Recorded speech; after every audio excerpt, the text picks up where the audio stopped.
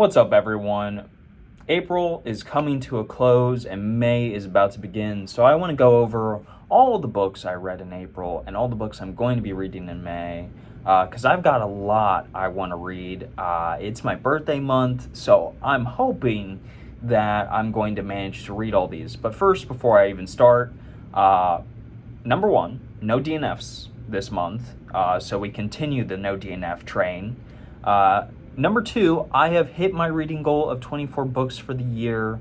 I set it low this year because with a baby this year, I didn't think it was going to be possible for me to read as many books as I have. I'll be honest, I thought that the baby would take way more time than it has. But she is thriving. She's doing very, very well. And she's becoming more and more independent by the day, which breaks my heart as a father, but it's also exciting to see her grow up and just kind of want to play on her own, which gives Dad a lot of time to just sit down and read, when I thought that wouldn't be possible. Now, obviously, as she gets a little bit older, it might be a little bit more difficult to sit down and read, but I am going to be increasing my goal to 48 books for the rest of the year, and we'll see if I can hit that or not. If I don't, oh well, and if I do, great. So, what books have I read in April? There's a few, but starting this month off, a little weak, is Starship Troopers by Robert A. Heinlein. This was not the book I was personally hoping for. I was hoping that this would be a book that was going to be very military science fiction. It was going to be, action-packed and, controversial, because this book had a very controversial kind of thing going around it, especially during its time, because this was released kind of after Korea and Vietnam, or at least during Vietnam, if I remember correctly. So the war sentiment, the pro-military sentiment, was not super high during the writing of this book. But for me, as a modern person who didn't live through those times, it's not that controversial. The character work, I thought, was very flat, probably the most flat character work maybe this year, honestly. And I thought, the action was basically non-existent, and it's basically it's an 8-hour boot camp tutorial, and maybe other people will be interested in this, but I have friends and family who are in the military, and I've heard many boot camp stories. I've got like 3 buddies in different parts of the military right now as we speak, and all of them been through boot camp. So for me, this just fundamentally did not work. It's not a bad book by any stretch of the imagination. It's written well, the pacing's good, and it's not like horrible to read or anything. But I feel like this could be a skip for most people. Unless you're really a Robert A. Heinlein fan, or you really need to collect some dusty sci-fi, as some friends of mine call it. It feels like Starship Troopers is not one that a lot of people would read and really appreciate. Just in my opinion. So I gave it a 7.5 out of 10, and I'm just gonna tell you guys right now, that's the worst book of the month for me. Following Starship Troopers up, though, I read a much better book, which is Christine by Stephen King. Guys, this one just hit for me in a huge way that I did not expect. I read a lot of good books this month, and Christine is not my book of the month, just to let you guys know, but this one was really spectacular. A lot better than it had any right to be. So what did I like about Christine? I kind of talked about it in my review, but the character work here was awesome. I thought the pacing was great. I thought the plot was awesome. I liked the haunted car aspect, the demon car aspect. The horror and the story and the way that it's just centered around teenagers all just connected with me in a huge way. Because I also really liked cars as a teenager, and while I was not a loser like Arnie Cunningham in this book is, I struggled with being socially awkward at times and not having the best luck with girls or whatever at one point or another in my life. So I could relate to parts of this, and I could just relate to the teenage experience overall, because King just writes teenagers super well. He writes kids and teenagers incredibly well, and there's something about his writing that it speaks to me and this book especially did. So I'm going to give it an 8.8 out of 10. I really loved it, and I kind of wish it was more beloved by King fans, because it seems a little underrated in my opinion. After that, I followed it up by another great book, and my first nonfiction review I think I have on the channel, if I remember correctly, and definitely the first history book I've reviewed, which was The Wager, by, I believe his name was David Weber. Just a great history book. I am a huge fan of history, especially nautical history. For some reason, ships and the ocean speak to me. I don't know why that is. I think it's because I grew up watching the Pirates of the Caribbean movies as a kid. That was one of my, had to always be watching it. That and, Lord of the Rings was, my two trilogies at the time. So maybe that's it. Maybe it's just because there's something about sailboats I just find interesting. If I had all the money in the world, I would probably own a ship. But yeah, this was just great. Really harrowing stuff. So this is definitely not necessarily a history story for everyone. This isn't one I would read to my child or anything, but it's very, very well told. The pacing's great. It's, I don't think that the author adds anything extra to this story that was unnecessary. He's not making any sort of commentary. He's just stating the facts of what happened and why they happened. And to me, that's exactly how history should be told. He didn't need to embellish anything. He just told these men's story and how horrible of an experience it was. And it was a really, really quick read. It's only 8 hours audio, so it's probably 300, 400 pages. You can fly through it in a sitting if you really want to. It's awesome. It's very, very well written. It's not dense. You don't need to have a degree to read this book by any stretch of the imagination. And this guy also apparently wrote Killers of the Flower Moon, which is another one I have on my TBR. So I'm looking forward to getting to that. But I gave it an 8.5 out of 10. I just felt like this was a really, really solid book. Following this up was my first fantasy book of April, but a good one, Empire of Grass by Tad Williams, which is the second book in the Last King of Ostenard series. This is following up The Witchwood Crown, which was an incredible novel. And Empire of Grass has a lot of stuff to set up for the last two books of this series. It needs to tie a bunch of the plot threads together. It needs to start formulating the final sequence, because the last two books are essentially one book split into two parts because Tad Williams writes like a maniac.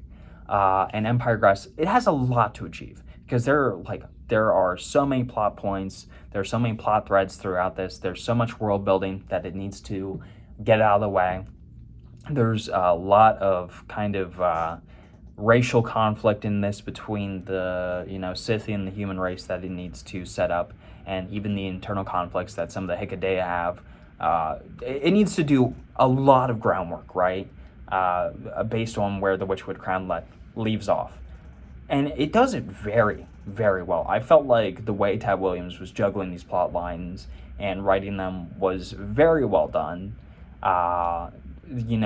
It's a very, there's a lot. This is a dense book, in my opinion. Not because it's hard to read or anything, but there's just a lot going on. There is a ton of stuff going on. And this is one of those fantasy books I can say without a doubt it justifies its length, because there's literally so much going on. Now, I did have a few complaints. I felt like the pacing overall was a bit weaker than the Witchwood Crown, but I feel like second books in a series usually suffer from this, is a pacing issue. It's a lot of a setup book, so I feel like the characters it was focusing on were the new ones instead of the old ones, and I kind of wish the old ones had better plot threads. But overall, this is a magnificent book. The character work here is amazing. I felt like the plot is much stronger than Memory, Star, and Thorn ever was. I felt like the character work here was stronger in general. And I'm really looking forward to the last two books. So I'm going to give Empire of Grass a 9 out of 10. I do think I liked it just a little less than the Witchwood Crown, but I still think it deserved that 9. After that, I read what is yeah, it is my favorite horror book I've read so far, and that would be Pet Sematary by Stephen King. I talked about this in my review, but man, this book was awesome. But man, it was dark too. Um, as you guys know, I'm a parent, and Pet Sematary is a story about child loss. So maybe it's just because I'm a dad now, but this hit really, really hard.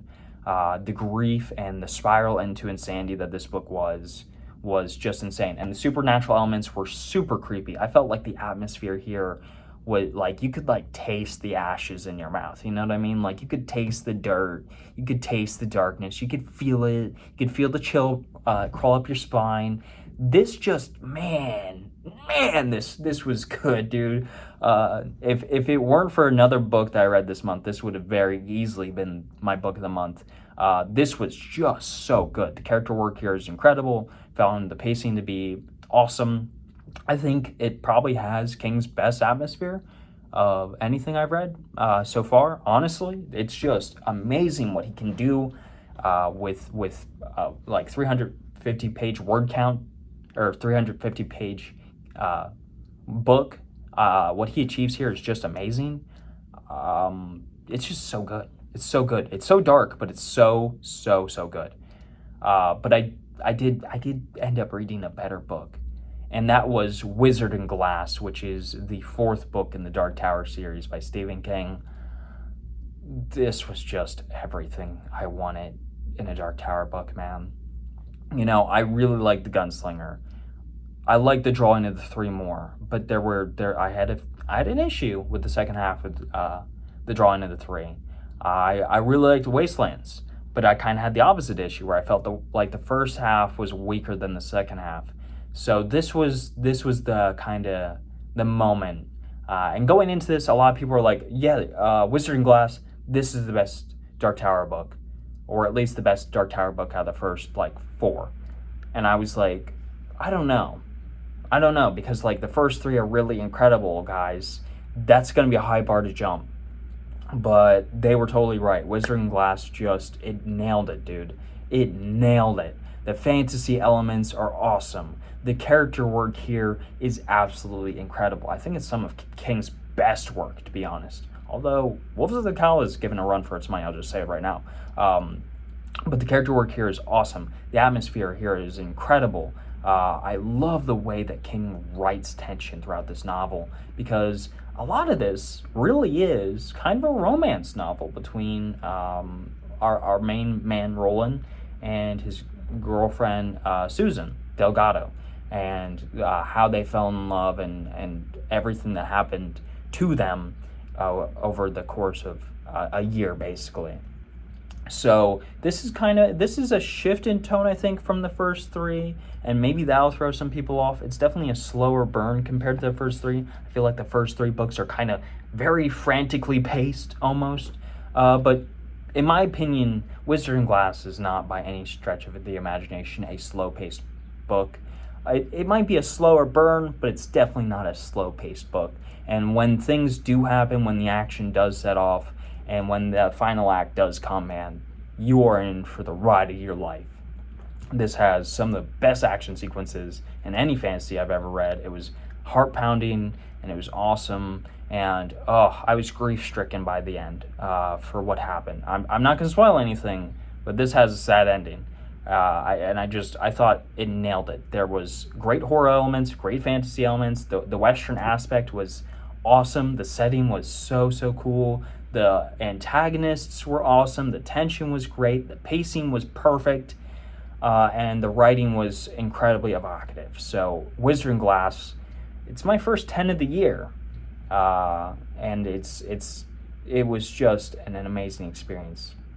And to finish the month off, I kind of wanted to do something a little less serious, which was perfect because my hold just came up. So I read The Hitchhiker's Guide to the Galaxy by Douglas Adams.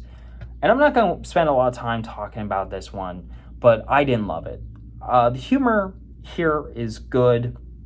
I thought it was a very, very funny book, and that I can appreciate. But everything besides the humor I felt was really lacking. I felt like the plot just it was there.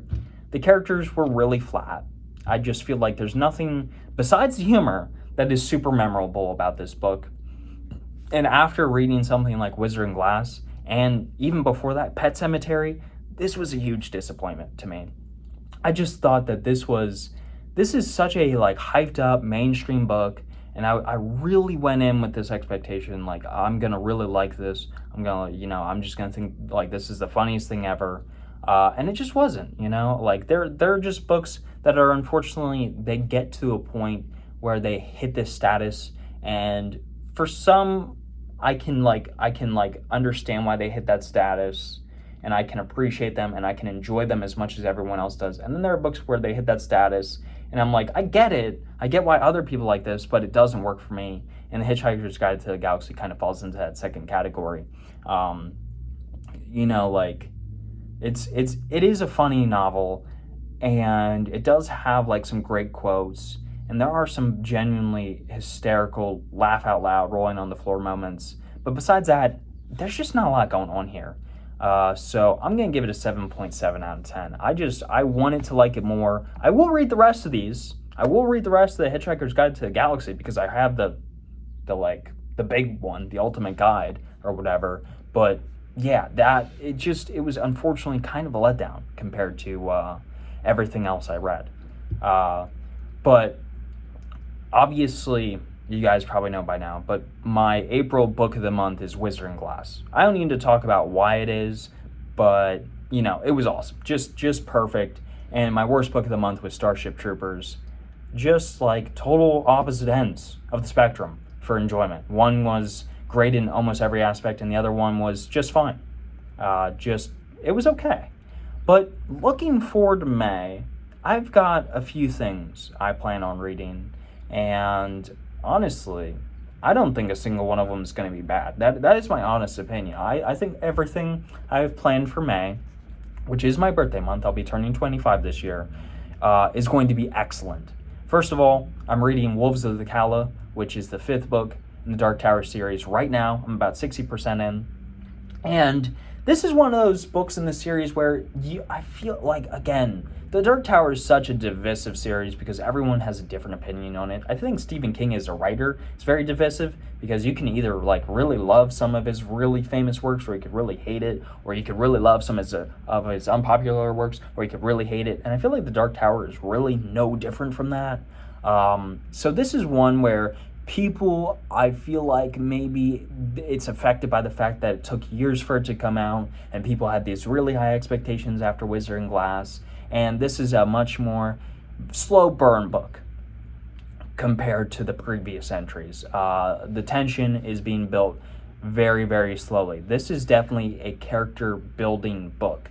This is really a character driven story compared to plot like the previous books are. It's really exploring Roland, it's really exploring Jake and the Quartet and this town that is, Calla Sturgis. And the conflict that is going on there.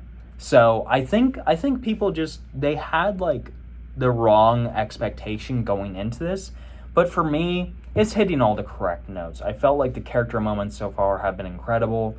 I feel like both the A plot and the B plot and the C plot are all very, very interesting. I feel like what has been seen and how the tension has built so far has been really good. And I'm about to enter the final act of this story. So, I don't know exactly where I'll land, but I would think that this is going to be a high 8 or a low 9 for me. And I've just really enjoyed it so far. So, Wolves of the Calla, good so far.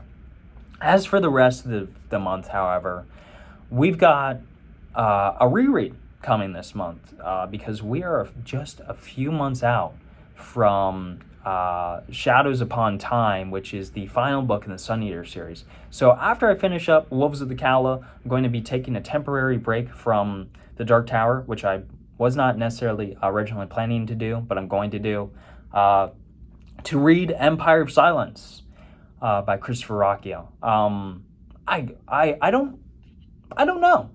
I've gotten some distance from Sun Eater now, and I still absolutely love it. So I'm curious to see how Empire of Silence holds up, because on my first read, I thought it was the weakest, but it's still an excellent book from what I remember. And I'm really looking forward to seeing if I just see some threads in this original novel that lead to some events later that I originally didn't. And I'm curious to see if I'll give it the same rating, or if it'll be lower, or maybe it'll be higher. Maybe the reread will be an eye-opening experience for me. But I'm really looking forward to it. After that, I'm going to finish up The Dark Tower. I got to do it. It's infected my brain, and I feel like I just need to finish it because of how much enjoyment I've gotten out of it so far. So I'm going to be reading After Empire's Silence, the Song of Susanna, which is the 6th book in The Dark Tower. And I don't know how I'll feel about this, because I think Song of Susanna seems to be like the least favorite for pretty much everyone. But I don't know. I read the premise, and I think the premise sounds interesting, and it's like a shorter book compared to Wizard Glass and Wolves of the Calla and The Dark Tower, which is the final book.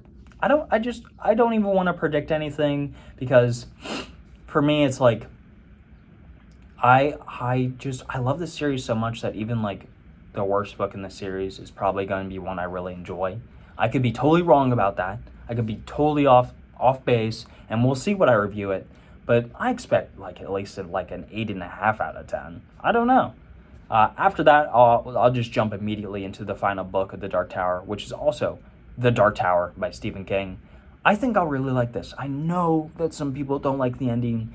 I don't know why it's controversial, but apparently it is. But The Stand also has a really controversial ending, and that was a favorite read of mine this year. So I'm just saying, I think I'll like it. And I hope, I expect, I think it'll probably be my book of the month. That would be my guess. I can't guarantee it, but I'm locking in The Dark Tower as my book of the month for May. And after The Dark Tower, I'm going to finally be getting back to the Austin Art series with Brothers of the Wind, which is the novella between Empire Grass and Into the Narrow Dark. This follows the Hecadeia thousands of years before the events of the book, and I think it's a dragon hunt, which I'm really excited. First of all, I'm really excited to read more about just the Hecadeia from the Hecadaic spirit kind of like point of view. And I wanted more dragons in this story, and the fact that this is going to be a dragon hunt excites me a lot. It excites me a lot. Now, the last 2 books are the maybes for May, because I'm reading some big ones. Empire Silence is a chunk. Wolves of the Calla is still going to probably take me another day or 2. And The Dark Tower is like a big boy too. So these last 2 are more, I might be able to finish them, I might not. But I'm going to then follow up Brothers of the Wind with Into the Narrow Dark by Tad Williams. Just with everything that's been set up so far in the Austin Art series, and what the back of the book says, I just think that this is going to be awesome. I feel like this is going to knock off my socks, dude. I'm really looking forward into the Narrow Dark, because it's the first half of the final book, and I expect a lot. I don't know what's going to happen, but my expectations are very, very high, and I think it's going to be another banger. I just feel like Tad Williams can't miss at this point. And if I can somehow manage to get through into the Narrow Dark, and the month isn't over yet, I'm going to finish off the month of May with The Long Walk, which is the first Richard Bachman story that Stephen King wrote. Actually, Rage is the first Richard Bachman story that Stephen King wrote. But I can't get my hands on Rage because it's like super rare and massively expensive. And frankly, I don't even really want to read it. But The Long Walk will be my first Richard Bachman story. And I'm looking forward to this. The premise interests me. I'm not really sure how good it could be with the premise, but it does interest me. And a lot of people seem to really enjoy this one. And apparently it might be getting an adaptation in the near future, which excites me. So I just feel like I've been after the Dark Tower. My idea was to try and read in like publication order his stories, and The Long Walk is the first one among them. So I've already got it on my phone. I've got the paperback, so I am ready to go. But yeah, that's it for May. April was very successful for me, and I think May is going to be just as good, if not even better. I know Empire Silence is going to be a hit.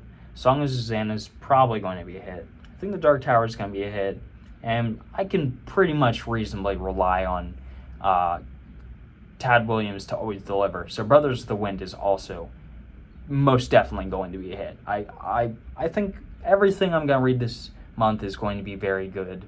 And my prediction for my book of the month for May is going to be The Dark Tower. I could be wrong, it could be something else, but that's my prediction for right now. But in the meantime, I hope you guys enjoyed the video. Thanks for watching as always. And leave down in the comments your book of the month for April. What good stuff did you read? And what are you looking forward to in the month of May? Until then, sayonara.